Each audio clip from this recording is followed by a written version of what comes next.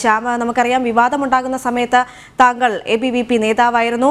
ABVP നേതാക്കളെയും BJP നേതാക്കളെയും എല്ലാം മുൾമുനയിൽ നിർത്തിക്കൊണ്ട് കോൺഗ്രസ് കളിച്ചൊരു നാടകം പൊളിഞ്ഞിരിക്കുന്നു എന്ന് തന്നെയാണ് ഈ ഒരു അവസരത്തിൽ പറയാനുള്ളത്. എന്നിരുന്നാൽ പോലും രേവന്ത് റെഡ്ഡി സർക്കാർ പ്രതിച്ഛായ നഷ്ടപ്പെടാതിരിക്കാൻ വീണ്ടും അതിലൊരു തുടരന്വേഷണം ആഹ്വാനം ചെയ്തിരിക്കുകയാണ്. എന്താണ് പ്രതികരിക്കാനുള്ളത്? ഒന്നിതില് പ്രാഥമികമായിട്ട് കോൺഗ്രസ് പാർട്ടിയും കമ്മ്യൂണിസ്റ്റ് പാർട്ടിയും ഈ അർബൻ നക്സലുകളും രോഹിത് വെമുലയുടെ മരണം ആഘോഷിച്ച് ഇവരെല്ലാം പൊതുസമൂഹത്തോട് മാപ്പ് പറയാൻ വേണ്ടി തയ്യാറാവണം. നിങ്ങളിപ്പോ സൂചിപ്പിച്ചതുപോലെ ഞാനൊക്കെ ABVPയിൽ പ്രവർത്തിക്കുന്ന കാലഘട്ടത്തിലാണ് രോഹിത് വെമുലയുടെ ആത്മഹത്യ ഉണ്ടാകുന്നത്.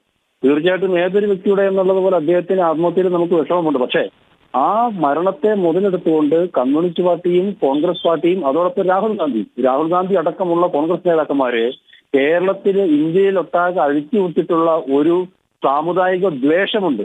സമൂഹത്തെ രണ്ടോ മൂന്നോ രീതിയിലായിട്ട് വിഭജിക്കുവാൻ വേണ്ടിയിട്ട് ഇല്ലാക്കഥകൾ മെനഞ്ഞുണ്ടാക്കുകയാണ് ആ സമയത്ത് ചെയ്തിട്ടുള്ളത്. പക്ഷെ ആ സമയത്ത് അത്തരത്തിൽ ഒരു സമൂഹത്തിൽ മൊത്തത്തിലൊരു വിദ്വേഷം പടരുന്ന രീതിയിൽ ജനങ്ങളെ മുഴുവൻ തെറ്റിദ്ധരിപ്പിച്ചുകൊണ്ട് പ്രത്യേകിച്ച് കേരളത്തിലൊക്കെ ക്യാമ്പസുകളിൽ വലിയ പ്രക്ഷോഭങ്ങളായിരുന്നു ഇടതുപക്ഷത്തിന് അതോടൊപ്പം തന്നെ കോൺഗ്രസ് പാർട്ടിയുടെ നേതൃത്വത്തിൽ നടന്നുകൊണ്ടിരിക്കുന്നത്. പ്രാഥമികമായിട്ട് എനിക്ക് സൂചിപ്പിക്കാൻ ചെയ്യാൻ വേണ്ടിയിട്ടുള്ളത് ഈ വിഷയത്തിൽ കോൺഗ്രസ് പാർട്ടിയും കമ്മ്യൂണിസ്റ്റ് പാർട്ടിയും രാഹുൽ ഗാന്ധിയും പൊതുജനത്തോട് മാപ്പ് പറയാൻ വേണ്ടിയിട്ട് തയ്യാറാവണം. രണ്ടാമതായിട്ട് ഇത് കോൺഗ്രസ് സർക്കാർ ഭരിക്കുന്ന ഒരു കാലഘട്ടത്തിൽ കോൺഗ്രസ് സർക്കാരിന്റെ പോലീസാണ് ഈ കേസ് ക്ലോസ് ചെയ്തിട്ടുള്ളത്. അപ്പോൾ ഈ വിവരം പുറത്തു വന്ന സമയത്ത് ജനരോഷം തണുപ്പിക്കാൻ അതല്ലെങ്കിൽ കഴിഞ്ഞ തവണ അവർ പറഞ്ഞ പച്ചക്കള്ളത്തെ വീണ്ടും ഒന്ന് പൊതിഞ്ഞ് ജനങ്ങൾക്ക് മുമ്പിൽ അവതരിപ്പിക്കാനോ വേണ്ടിയിട്ടുള്ള ഒരു തത്രപ്പാടിലാണ് പുനരന്വേഷണം പറഞ്ഞിട്ടുള്ളത്. 2016 നടന്നിട്ടുള്ള ആത്മഹത്യയാണ്. ഇപ്പോൾ 8 വർഷം കഴിഞ്ഞിരിക്കുന്നു. ഈ 8 വർഷം കഴിഞ്ഞിട്ടും തുടർന്ന ഈ അന്വേഷണത്തിൽ നിന്നും അതിനപ്പുറത്തേക്ക് ഇവർ എന്തന്വേഷിക്കാൻ വേണ്ടിയിട്ടാണ്? അതുമാത്രമല്ല, ഈ അന്വേഷണ കാലഘട്ടത്തിൽ തന്നെ രോഹിത് വെമുലയുടെ മാതാവ് SC വിഭാഗത്തിൽ പെട്ടയാളല്ല എന്നുള്ള രീതിയിൽ വലിയ ചർച്ചകൾ നടന്നിരുന്നു. പക്ഷെ അന്നൊന്നും ഒരു പ്രൂഫ് ഇല്ലാത്തത് കൊണ്ടോ ഒന്നും ആ ചർച്ചകൾ ഒരു പരിധിക്ക് വിട്ടിട്ട് പോയിട്ടുണ്ടായിരുന്നില്ല. ഇന്ന് ഈ സമയം കോൺഗ്രസ് സർക്കാർ ഭരിക്കുന്ന രേവന്ത് റെഡ്ഡി ഭരിക്കുന്ന തെലങ്കാനയിലെ സർക്കാർ തന്നെ അതേ പോലീസ് കോടതിയിൽ ക്ലോസ് ചെയ്തിരിക്കുകയാണ്. രോഹിത് വെമുല എന്ന് പറയുന്ന വ്യക്തി അദ്ദേഹം മറ്റേതെങ്കിലും ABVP പോലുള്ള വിദ്യാർത്ഥി സംഘടനകളുടെ ഒരു പ്രേരണ മൂലമല്ല. അദ്ദേഹം സ്വന്തമായിട്ട് അദ്ദേഹം SC കമ്മ്യൂണിറ്റിയിൽ ഉൾപ്പെടാതിരുന്നയാൾ വ്യാജ സർട്ടിഫിക്കറ്റ് കൊടുത്ത് ആ വിദ്യാഭ്യാസം നേടിയത് ആ വിദ്യാഭ്യാസം മുഴുവൻ നഷ്ടപ്പെടുകയോ അതിന്റെ തുക തിരിച്ചടയ്ക്കുകയോ ചെയ്യേണ്ടി വരും എന്നുള്ള ഭീതിയിലാണ് ആത്മഹത്യ ചെയ്തത് എന്നുള്ള ഞെട്ടിപ്പിക്കുന്ന ഒരു വിവരമാണ് പുറത്തു വന്നിട്ടുള്ളത്. അപ്പൊ അതുകൊണ്ട് അതിനെ വീണ്ടും മറച്ചു വയ്ക്കാൻ വേണ്ടിയിട്ടുള്ള ഒരു ശ്രമമാണ് രേവന്ത് റെഡ്ഡിയുടെയും കോൺഗ്രസ് പാർട്ടിയുടെയും ഭാഗത്തുനിന്ന് ഉണ്ടായിരിക്കുന്നത്. അതെന്തായാലും ജനങ്ങൾക്ക് മുമ്പിൽ ഞങ്ങൾ എത്തിക്കുക തന്നെ ചെയ്യും. അതിനും അപ്പുറത്തേക്ക് ഇപ്പൊ ഇതൊക്കെ പറയുമ്പോൾ രണ്ട് മൂന്ന് കാര്യം കൂടി എനിക്ക് പറയാതെ വയ്യ. ഇപ്പോ ഈ ദളിതർക്ക് വേണ്ടിയിട്ട് SC വിഭാഗങ്ങൾക്ക് വേണ്ടിയിട്ട് മുതലക്കണ്ണീരൊഴുക്കുന്ന ഇത്തരം മരണങ്ങളെയും കൊലപാതകങ്ങളെയും ആഘോഷിക്കുന്ന ഇടതുപക്ഷവും കോൺഗ്രസും അവർ മാറി മാറി ഭരിക്കുന്ന കേരളത്തിലെ അവസ്ഥ എന്തായിരുന്നു? വധുവിനെ കൊന്ന ആളുകളെ തന്നെയല്ല ഇവിടുത്തെ ഇടതുപക്ഷം അവരുടെ ബ്രാഞ്ച് സെക്രട്ടറിയാക്കി വെച്ചിട്ടുള്ളത്. ഇവിടെ SC വിഭാഗത്തിൽപ്പെട്ടുള്ള കുട്ടികൾക്ക് സ്റ്റൈപ്പൻഡ് കിട്ടിയിട്ട് ക്യാമ്പസുകളിൽ എത്രയോ നാളായി. മലപ്പുറത്ത് ദേവി എന്ന് പറയുന്ന പെൺകുട്ടി വിദ്യാഭ്യാസ സഹായം കിട്ടാത്തതുകൊണ്ട് തന്നെ ആത്മഹത്യ ചെയ്തിട്ടുള്ളത്. അപ്പോൾ ഇത്തരത്തില് കേരളത്തിലെ കാര്യം എടുത്തിട്ടുണ്ടെങ്കിൽ ധാരാളമായിട്ടുള്ള ദളിത് ആദിവാസി പീഡനങ്ങൾ നടക്കുന്ന ഒരിടത്ത് തന്നെയാണ് ഇത്തരം ഒരു മരണത്തെ ഈ കോൺഗ്രസ് പാർട്ടിയും കമ്മ്യൂണിസ്റ്റ് പാർട്ടിയും ഉപയോഗിച്ചു.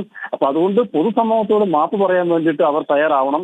ഈ ഇലക്ഷന്റെ സമയത്ത് നടത്തുന്ന ഇത്തരത്തിലുള്ള പുനരന്വേഷണം പോലെയുള്ള ഗിമ്മിക്കുകളെ നമുക്ക് അംഗീകരിക്കാൻ വേണ്ടിയിട്ട് പറ്റില്ല. അത് തന്നെയല്ല, ഇനി അന്വേഷിച്ചാൽ ഇത് തന്നെയായിരിക്കും സംഭവിക്കാൻ വേണ്ടിയിട്ട് പോവുക.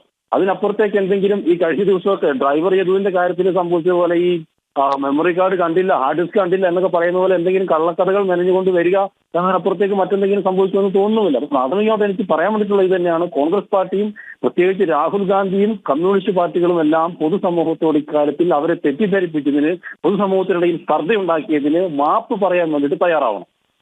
ശ്യാം രാജ, ഒരു കാര്യം കൂടി. കേസിൽ ആരോപണ വിധേയരായിരുന്ന അന്നത്തെ സെക്കന്ദരാബാദ് MP ബണ്ഡാരു ഭട്ടാദിയ, MLC ആയിരുന്ന N രാമചന്ദ്ര റാവു, സർവകലാശാല വൈസ് ചാൻസലർ അപ്പ റാവു, ABVP നേതാക്കൾ, കേന്ദ്രമന്ത്രി സ്മൃതി ഇറാനി എന്നിവർക്കൊന്നും പങ്കില്ലെന്ന റിപ്പോർട്ടാണ് ഇന്നലെ പോലീസ് കൈമാറിയിരിക്കുന്നത്. നീണ്ട ഒരു പരമ്പര അല്ലെങ്കിൽ അന്വേഷണ പരമ്പരയ്ക്ക് ശേഷം തയ്യാറാക്കിയ FIR-ൽ ഇനി ഒരു അന്വേഷണം ആഹ്വാനം ചെയ്യുമ്പോൾ അതിന്റെ ആവശ്യം എന്ത്, അല്ലെങ്കിൽ ഉദ്ദേശം എന്താ? അതിനകത്ത് രണ്ടാമത് പറഞ്ഞ കാര്യമാണ് സത്യം. അതിന്റെ ഉദ്ദേശം എന്ത് എന്നുള്ളതാണ് ചർച്ച ചെയ്യേണ്ടത്. ഇപ്പോ സ്മൃതി ഇറാനി അടക്കമുള്ള അന്നത്തെ ഞാനിപ്പോ ഇന്ന് രാവിലെ സ്മൃതി ഇറാനിയുടെ അതോടൊപ്പം തന്നെ അന്നത്തെ VC-യുടെ അപ്പറാവുജിയുടെ ഒക്കെ ഒരു സ്റ്റേറ്റ്മെന്റ് കണ്ടുകൊണ്ടിരിക്കുകയായിരുന്നു. ആ മനുഷ്യർ കടന്നു പോയിട്ടുള്ള ഒരു മാനസികാവസ്ഥകളുണ്ട്. അവരെ പരമാവധി മാനസികമായിട്ടും അതോടൊപ്പം തന്നെ സാമൂഹികമായിട്ട് പീഡിപ്പിച്ച് ഇല്ലാ കഥകൾ മെനഞ്ഞുണ്ടാക്കി അവരെ പരമാവധി സമൂഹത്തിനിടയിൽ എത്രത്തോളം നികഴ്ത്തി കാട്ടാമോ അത്രത്തോളം ചെയ്തിട്ടുണ്ട്. ഇന്ന് 8 വർഷങ്ങൾക്ക് ശേഷം 2 ദിവസത്തിന് മുമ്പ് സത്യം പുറത്തു വന്നിരിക്കുകയാണ്.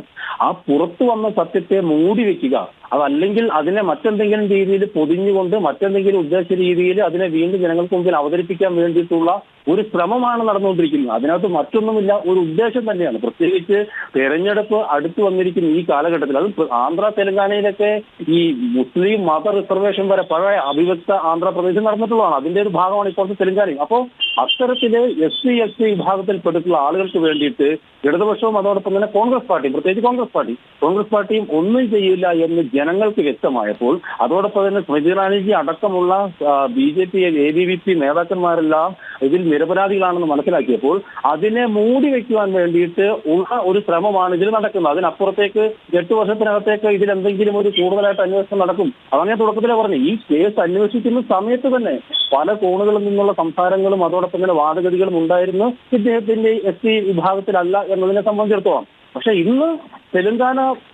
കോൺഗ്രസ് ഭരിക്കുന്ന തെലങ്കാനയിലെ പോലീസ് പൂർണ്ണമായിട്ടുള്ള തെളിവുകളോട് കൂടി വന്നിരിക്കുകയാണ് അദ്ദേഹം SC കമ്മ്യൂണിറ്റിയിൽപ്പെട്ട ആളല്ല എന്നുള്ളത്. ഒന്ന് ആലോചിച്ച് നോക്കണം.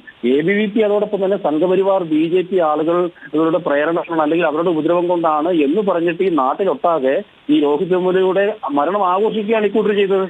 അപ്പൊ അത് പൊളിഞ്ഞു വീണു, സത്യം പുറത്തേക്ക് വന്നു. ആ സത്യത്തെ മൂടി വെക്കാൻ വേണ്ടിയിട്ടുള്ള ഒരു ശ്രമമാണ് പ്രത്യേകിച്ച് ഈ ഇലക്ഷൻ സമയത്ത് കോൺഗ്രസ് പാർട്ടിയുടെ ഭാഗത്തു നിന്ന് ഉണ്ടായിട്ടുള്ളത്. അതാണ് തുടക്കത്തിൽ പറഞ്ഞു. ഇതൊന്നും ജനങ്ങൾ ഇനി ഇത് മനസ്സിലാക്കാതിരിക്കാനൊന്നും പോകുന്നില്ല. അതുകൊണ്ട് അത് മനസ്സിലാക്കി തെറ്റുതിരുത്തി മാപ്പ് പറയാനാണ് ഇക്കൂട്ടർ തയ്യാറാവേണ്ടത്.